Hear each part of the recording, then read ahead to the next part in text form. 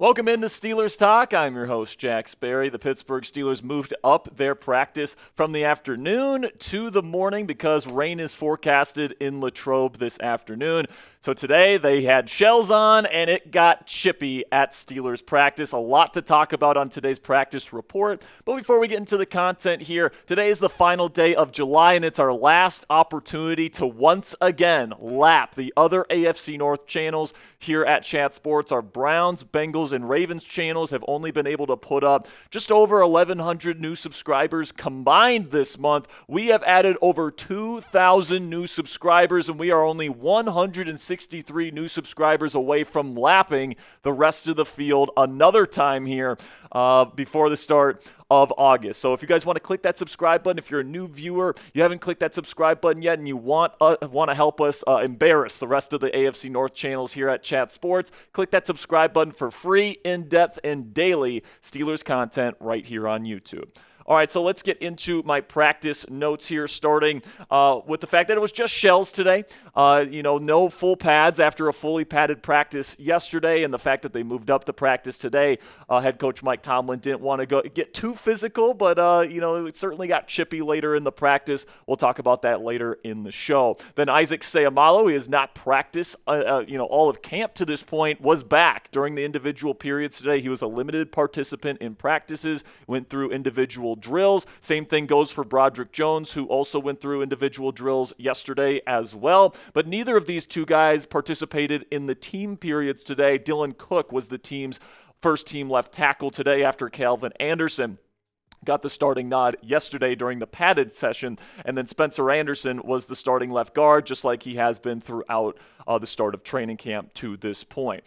Speaking of guys that did not practice today, TJ Watt and Cam Heyward had the off day today. Cam Heyward did not participate in team drills yesterday either, so it seems like Mike Tomlin is really trying to conserve Cam's energy for the season. He doesn't want to wear out the older defensive tackle before the season begins, because he absolutely knows the type of player that Cam Heyward is, and he doesn't necessarily need to see it in practice. Then we get to another takeaway here, which is we got more 4 personnel today, which is that package with no running backs, 4 tight ends, and 1 receiver being DK Metcalf. And in that formation, Jonnu Smith is being lined up as the running back. They actually ran a couple of plays in team period out of this formation. And, we've been talking about on this channel for a long time, guys, that Arthur Smith wants to pound the rock this year, and Jonnu Smith is going to be a big part of that. He's going to be a big running back for this team. He's obviously going to be your kind of manufactured touch guy in the tight end room, and then he's also going to be essentially a slot wide receiver for this football team as well. So he's going to be wearing a lot of different hats. He's going to be their chess piece that Arthur Smith deploys in all these different kind of crazy formations, and it's great to see Arthur Smith get in his bag a little bit formationally here. And then we get into the practice itself, starting with 7 shots, which was won by the defense. This is the most convincing 7 shots of camp so far. The defense ended up winning the period 5-2. And this is how it all broke down. Darius Slay had 2 pass breakups with the first team defense in the first 3 plays. Rodgers did throw a touchdown to DK Metcalf on the second play. Then the second team unit comes in with Mason Rudolph, throws a touchdown pass to Robert Woods. But then on the final 3 plays there in 7 shots, Juan Thornhill got another PBU during 7 shots. Will Heyward got sacked, and then Heyward had a poor throw in the back of the end zone, which led to a defensive win today, 5-2. So defense definitely did a good job today. And speaking of Darius Slay, who had those 2 PBUs and 7 shots, it didn't just stop with that. He was really good in the one-on-ones today. He had a really good practice overall. And yesterday, Joey Porter Jr. was the outside corner that was really the star of the show. Today, it was Darius Slay that was out there making plays on the football. He was locking guys up one-on-one. So really good day for Darius Slay. And the fact that we have seen Jalen Ramsey, Joey Porter Jr., and now Darius Slay all have really, really big days and look really good together out there in this Steelers defense. I feel very confident that this is going to be one of, if not the best, starting cornerback trios in the National Football League heading into the year. But overall, guys, the practice was extremely Chippy, especially during the one-on-one period. There was a number of kind of scuffles throughout the practice today. The ones that were notable to me was that Jonnu Smith and Juan Thornhill were going at it for multiple plays, actually. Jonnu kind of mossed Thornhill on a seam ball, and then he pressed the ball into Thornhill's chest when he was on the ground. He didn't like that too much, so Thornhill kind of followed him around the next couple plays, and he won those next couple plays. So I'm loving what I'm seeing from Thornhill there. And then DK Metcalf and Chuck Clark got into it a little bit as well after DK Metcalf made a tough catch over the middle. But Juan Thornhill, guys, I got to tell you, I've been optimistic about this guy ever since the Steelers really signed him heading into the season, and he's becoming one of my favorite players, man, because he doesn't take any crap from no one. Jonnu Smith trying to flex on him, he gets right back up, shoves him, and then he follows him for like 3 straight plays where he completely shuts him down. So I love his moxie. I love what he brings to the safety room here in Pittsburgh, and I think that he's going to be perfectly fine as this team's starting free safety heading into the season. In fact, I think that he might become a fan favorite as the season goes on. He's certainly making an impression on me early here in camp. But then we get to the offensive side of the ball, and today was the best day for the offense overall, guys. Aaron Rodgers and the passing game completely aired it out today. First, second, and third team offenses were not afraid to throw the deep ball, to throw the ball in the middle of the field to the intermediate level of the field, which is something you really want to see after this offense being kind of more conservative to start camp. And specifically, Aaron Rodgers and DK Metcalf caught fire today, guys. Multiple, intermediate and deep completions over the middle. They had a 55-yard touchdown on a 20-plus yard air yard throw on a deep crosser to DK Metcalf. Metcalf looked like the superstar that he is today, and Rodgers, was able to distribute the ball to him in a way that we haven't really seen so far in camp between these two. So every single day, it kind of seemed like Rodgers and DK weren't exactly on the same page. They're still getting used to each other, still getting used to the way that, Rodgers throws the football and Metcalf runs routes and how he moves. But today, they really connected extremely well, and they really did a great job, just putting in splash play after splash play after splash play. So that is just absolutely fantastic to see.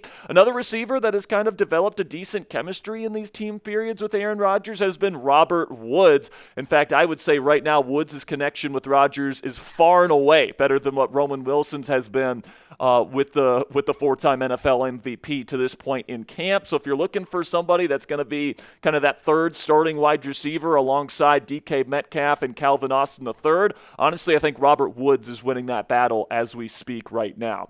But let me know down there in the comment section with a vibe check here. What is your confidence level in Aaron Rodgers at QB1? Today was by far his best day in camp. So let me know what you guys think down there in the comment section on a scale of 1 meaning he's going to suck, he's going to be terrible, to 10 being he's going to be back to playing top 10 football this year. Let me know what you guys think down there in the comment section for today's pinned question.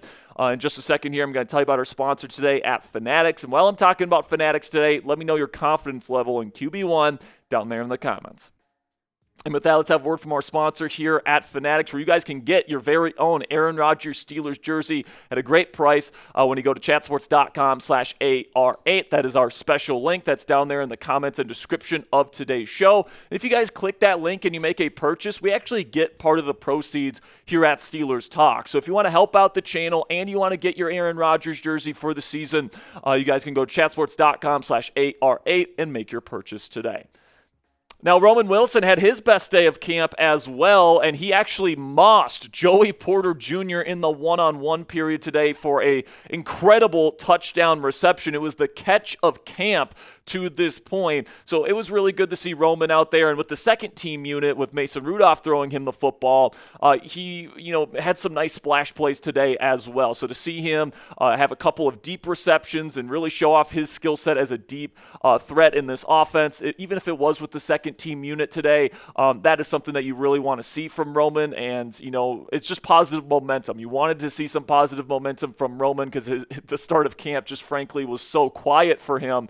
But now you get a little bit of that momentum, and hopefully he can develop a little bit more of that chemistry with Rodgers so that he can start the season as your bona fide starting wide receiver alongside DK and Calvin. And then we get to Will Heyward, who was letting it rip down the field. I mentioned it earlier with the pass game airing it out, but Will Heyward was somebody in these first couple weeks of practice that was kind of playing conservative. He was kind of checking it down. He was getting the ball out of his hands. He was operating the offense well, wasn't taking too many sacks, but he hadn't really, ripped a seam ball or, let a deep ball down the field go. Today, that was different, all right? Multiple deep shots. He had a 75-yard touchdown to Rock Taylor today. I had another really deep completion as well to J.J. Galbraith. He is somebody that has done a really good job in camp to this point, especially because there's not a whole lot of pressure on him to get there right now, right? Kind of the goal with him is that he takes a redshirt season behind Rodgers. He learns from one of the greatest quarterbacks of all time, and then he might be ready to go as this team's starting quarterback in 2026. We'll see if he ends up getting there, but to this point in camp, it's been a very good start for the 6th-round pick out of Ohio State. And then the final practice note that I have for you guys today is that the UDFAs on offense are continuing to shine. We have talked a lot on this channel about Rock Taylor, the UDFA out of Memphis, the wide receiver, and J.J. Galbraith, the tight end out of South Dakota. Both of these guys, once again, were making splash plays all over the place. I already talked about Rock Taylor's 75-yard touchdown. He also had a 20-yard back shoulder reception in a contested situation today. Taylor just continues to make big plays, even though he's working with the third-team offense. He's going to be a name to watch out for during the preseason games. And then J.J. Galbraith, it seems like he has 3 or 4 catches every single practice, and today had a one-handed reception on the sideline on a poorly placed Mason Rudolph pass. So I'm really liking what I'm seeing from these two guys. If there's going to be any UDFAs on offense that end up making the team this year, it's going to be one of or both of these undrafted free agents this year in this year's rookie class. So who's your guy? Let me know down there in the comment section. Which rookie on the Steelers roster this year, UDFA or draft pick, is going to surprise people this year? Is it going to be J.J. Galbraith? Is it going to be Rock Taylor? Is it going to be Dante Kent? Let me know which rookie is going to surprise people this year. Let me know your pick down there in the comment section. Now, of course, tomorrow is the Friday Night Lights practice, so tomorrow we will have 2 videos on the channel. We'll have kind of an earlier video, and then we will have our practice report after the Friday Night Lights practice is done. So just keep that in mind for tomorrow's coverage. But today, we are actually going live on Steelers Talk Live. Later today, we have our latest Madden stream. We got another segment for you guys that we're going to be putting up on the channel later as well. So that starts at 5 p.m. Eastern Time later, so make sure you click that subscribe button and join Coop and I later this evening for Steelers Talk Live.